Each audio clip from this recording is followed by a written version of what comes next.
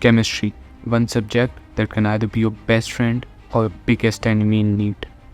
I know how confusing it can get, but trust me, once you have a solid strategy, chemistry can become your strongest subject.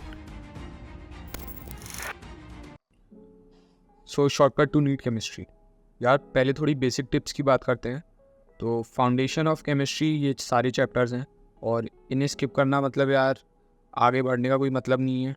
As a set के foundation बनाते हैं। आपके physical chemistry की foundation आपका मोल concept बनाता है, आपकी inorganic की फाउंडेशन ये दो चैप्टर्स बनाते हैं, पीरियोडिक टेबल और केमिकल बॉन्डिंग।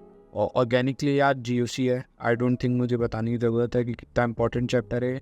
इसके बिना आगे आपकी ऑर्गेनिक केमिस्ट्री पढ़ना इज़ इम्पॉसिबल। इन चैप्टर्स को कंप्लीट करना शुड बी योर प्रायोरिटी, और इनमें से अगर किसी में भी बैकलॉग है तो उसे जल्दी से जल्दी कवर करो, क्योंकि बाद में फिर ये बहुत प्रॉब्लम देंगे आपको।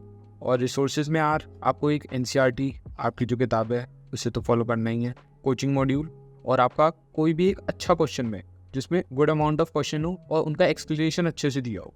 और क्लास नोट्स आपको फॉलो करने हैं, बट मेक श्योर कि क्लास नोट्स में आपके बहुत सारे एग्जाम्पल्स हो, प्रैक्टिस क्वेश्चन हो, स्पेशली इन फिजिकल केमिस्ट्री। तो यार अब ऑर्गेनिक केमिस्ट्री की बात करते हैं। इसमें आपको यार क्लास नोट्स, NCERT और टेस्ट बहुत सारे देने हैं। आप जितनी प्रैक्टिस करोगे, जितने टेस्ट दोगे, उतनी आपकी ऑर्गेनिक केमिस्ट्री क्लियर होती जाएगी, उतना आपका माइंडसेट डेवलप होता जाएगा ऑर्गेनिक केमिस्ट्री के लिए। कई लोग पूछते हैं यार कि मैकेनिज्म इंपॉर्टेंट है क्या? तो यार इसका आंसर है यस इंपॉर्टेंट है, बट कहाँ इंपॉर्टेंट है? जो मैकेनिज्म्स NCERT में दिए हैं सिर्फ वही इंपॉर्टेंट है।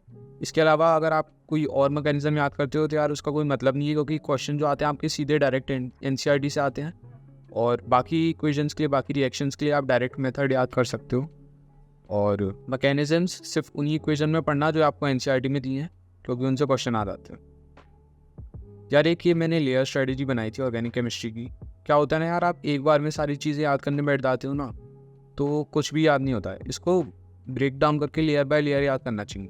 इससे आपको बहुत आसानी होगी ऑर्गेनिक केमिस्ट्री को याद करने में, क्योंकि ज़्यादातर बच्चे ऑर्गेनिक केमिस्ट्री याद नहीं कर पाते। तो यार सबसे पहले थे learn the direct methods of important reaction. मतलब जो भी आपकी इंपॉर्टेंट NCERT में रिएक्शंस दिए उनके डायरेक्ट मेथड्स आने चाहिए, रिगार्डलेस ऑफ द मैकेनिज्म।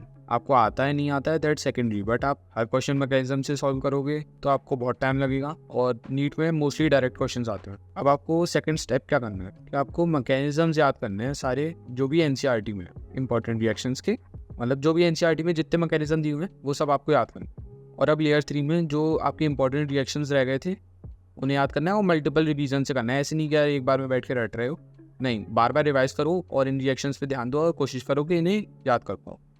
एक बार में याद करने बैठोगे सारी रिएक्शन नहीं होते याद।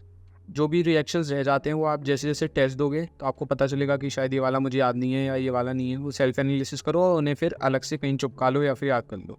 ऐसे करके आप पार्ट वाइज या लेयर वाइज याद करोगे तो ऑर्गेनिक केमिस्ट्री बहुत ईजी हो जाएगी। एक बार में सब करने की कोशिश करोगे तो कुछ नहीं कर पाओगे। अब how to read NCERT in organic, या ऑर्गेनिक में ज़्यादातर बच्चे बहुत गलत तरीके से NCERT पढ़ते हैं। तो यार NCERT पढ़ने में आपको स्टेप 1 में क्या करना है, जो भी इंपॉर्टेंट पार्ट्स हैं ना, तो अब यार देखोगे आप NCERT में तो उसमें स्टार्टिंग में कई चीज़ें दी होती हैं, बट आपको पहले वो नहीं पढ़नी। जो आपका मेन पार्ट है ना ऑर्गेनिक केमिस्ट्री का, पहले उसको कवर करो। फिर यार स्टेप 2 में आपको सारे जो स्पेशल नेम्स होते हैं कंपाउंड्स के, जो आपको स्टार्टिंग में हर चैप्टर के दिए होते हैं, या तो टेबल के फॉर्म में दिए होते हैं या कोई डायग्राम बना होता है, आपको वो याद करने का ट्राई करना है।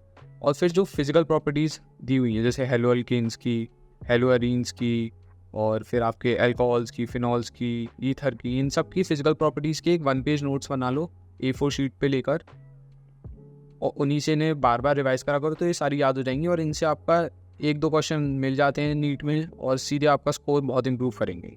अब यार एक चीज़ है what not to do in organic chemistry. यार ये चीज़ तो आप बिल्कुल मत करना कि आप पूरा मैकेनिज्म पे डिपेंड हो जाओ। आप सोचो मैं जीनियस हूँ, सारा मैकेनिज्म से कर लूँगा। आई नो दैट कि आप अगर कोई भी रिएक्शन मैकेनिज्म से सॉल्व कर ले रहे हो तो it showcases your mastery in the subject. But यार आप यहाँ सब्जेक्ट में मास्टरी करने नहीं आए हो, आप अपना नीट में सिलेक्शन लेने आए हो, और उस सिलेक्शन के लिए आपको डायरेक्ट मेथड आना चाहिए। क्योंकि अगर आप फास्ट रिएक्शन सॉल्व करोगे तभी आपका टाइम बचेगा, तभी आप फिजिक्स में या फिर जहाँ पे भी आपको ज़रूरत है फिजिकल केमिस्ट्री में उधर पे टाइम दे पाओगे। तो यार अब इनऑर्गेनिक केमिस्ट्री की बात करते हैं। तो एक चीज़ जो आपको ध्यान रखनी है, इनऑर्गेनिक केमिस्ट्री इज प्योर रट्टा। आपको रटनी ही पड़ेगी, कंसेप्ट्स के पीछे आप भागते रहना, बट एट लास्ट आपको रटना ही है। यहाँ पे मैंने proper way of studying block chemistry discuss करा है, जिसमें यूजुअली लोगों को प्रॉब्लम आती है।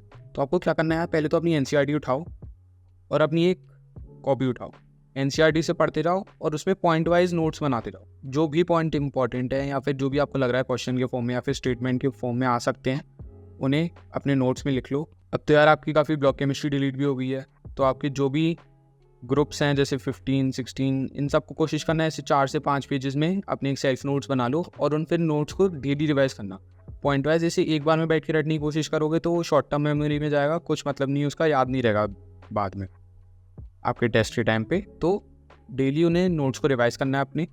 और यार केमिस्ट्री में जो सेल्फ नोट्स हैं ना, बहुत इंपॉर्टेंट फैक्टर प्ले करते हैं आपकी प्रिपरेशन में, क्योंकि आप डायरेक्ट NCERT से कितना याद कर लोगे यार, कुछ ना कुछ पॉइंट आपका छूट ही जाएगा। तो एक अच्छे नोट्स अगर आपके पास होंगे ना तो लास्ट में आपको उतनी हेल्प होगी, और इन्हें डेली रिवाइज करने से आपको सब याद हो जाएगा लास्ट तक, कोई दिक्कत की बात नहीं होगी। वरना इनऑर्गेनिक केमिस्ट्री में यार लास्ट में याद करने में बहुत हालत ख़राब हो जाती है।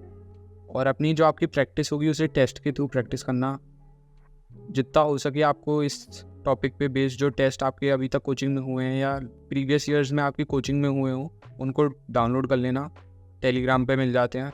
तो उन टेस्ट से अपनी प्रैक्टिस करना है इनऑर्गेनिक की, और कोई ऐसी प्रॉब्लम नहीं आएगी। वैसे भी काफ़ी सिलेबस हट गया है इधर से।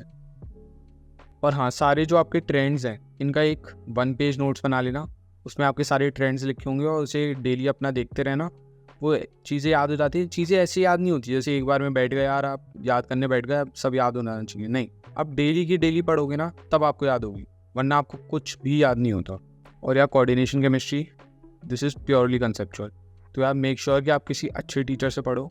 मैंने MD सर से पढ़ा था, आप जिससे भी पढ़ो मेक श्योर ही और she is a good teacher, क्योंकि आपके कंसेप्ट्स यहाँ बिल्ड होंगे तभी आपसे क्वेश्चन सॉल्व होंगे, वरना क्वेश्चन यहाँ पे सॉल्व नहीं होंगे। Coordination chemistry one of the easiest chapter अगर अच्छे से पढ़ा जाए तो। वैसे इनऑर्गेनिक में और कोई ऐसी दिक्कत तो आती नहीं है। तो यार now let's move on to physical chemistry. यार फिजिकल केमिस्ट्री में एक अच्छे नोट्स होना with a lot of questions as examples is very important, क्योंकि यार एट लास्ट तुम इन्हीं से पढ़ रहे होगे, और अगर इसमें अच्छे एग्जांपल होंगे हर क्वेश्चन पे, हर इक्वेशन पे, तो आपकी फिजिकल केमिस्ट्री और आसान होती जाएगी। तो make sure you have a good teacher and good class notes. और यार एक चीज़ कि फिजिकल में लोग सोचते हैं कि NCERT इंपॉर्टेंट नहीं है, बट NCERT अब वेरी इंपॉर्टेंट हो गई है फिजिक्स में। मैं एग्जाम्पल के लिए तुम्हें एक क्वेश्चन दिखाता हूँ यार। ये यहाँ पे टेबल दिया हुआ है सॉल्यूशन चैप्टर से, और ये क्वेश्चन उठ के JEE मेंस 2024 में आया था, जिसे ज़्यादातर बच्चों ने गलत कर दिया था, क्योंकि यार इसमें वेंट ऑफ फैक्टर पूछा है, ऑर्डर में अरेंज करना है इन 3 सोल्यूशंस के लिए, NaCl के लिए, और NaCl स्ट्रॉन्ग सॉल्ट है, यूजुअली कंप्लीट डिसोसिएशन के लिए उसका 2 ही होता है, तो ज़्यादातर बच्चों ने इसका 3rd ऑप्शन टिक कर दिया था। बट यहाँ पे यार देखो इस टेबल में वेंट ऑफ फैक्टर की वैल्यूज़ दी हुई हैं अलग अलग कंसनट्रेशंस में, तो इसका आंसर इसके अकॉर्डिंग 1st ऑप्शन जाता। ज़्यादातर बच्चों ने सोचा कि ट्रिक क्वेश्चन है या ऐसा कुछ है, इसमें 3rd ऑप्शन देख के वो कंफ्यूज हो गए और 3rd ऑप्शन टिक कर दिया। बट अगर उन्हें ढंग से NCERT पढ़ी होती तो उन्हें ये टेबल पता होता और ये 1st ऑप्शन मार्क करते और उनको मार्क्स मिल जाते। अब नीट में कब ऐसा क्वेश्चन आता है आपको नहीं पता, इसलिए NCERT पढ़ना इज़ वेरी इंपॉर्टेंट। और फिजिकल केमिस्ट्री में आप कोई सीक्रेट ऐसी कोई टिप नहीं है, बस प्रैक्टिस करो प्रैक्टिस करो और प्रैक्टिस करो। सिर्फ प्रैक्टिस करके ही इसे सुधार सकते हो। जैसे फिजिक्स होती है, जितनी आप प्रैक्टिस करते हो उतना आपका उसमें एक माइंडसेट डेवलप होता चला जाता है, ऐसी फिजिकल केमिस्ट्री में होता है। तो कुछ नहीं यार, बस अपने फॉर्मूले याद रखो और उन्हें अप्लाई करो और आपकी फिजिकल केमिस्ट्री इज़ सॉर्टेड। कोई दिक्कत की बात नहीं है, अपना इन्जॉय करो। और केमिस्ट्री स्टार्टिंग में यार आपको थोड़ी टफ लग सकती है, या फिर जिन्हें स्पेशली प्रॉब्लम आती है केमिस्ट्री में उनके लिए बहुत टफ हो जाती है। मैं पर्सनली काफ़ी प्रॉब्लम फेस करता था केमिस्ट्री में, बट आप प्रैक्टिस करोगे, पढ़ोगे, उसे अपना टाइम दोगे तो आपको ये भी याद हो जाएगा। एट लास्ट टाइम ही देना होता है, कोई ऐसा सीक्रेट कोई टिप नहीं होती है जिससे आपकी एकदम से केमिस्ट्री बूस्ट हो जाएगी कि आप अभी 110 स्कोर कर रहे हो एकदम से 180 स्कोर करने लगोगे, नहीं।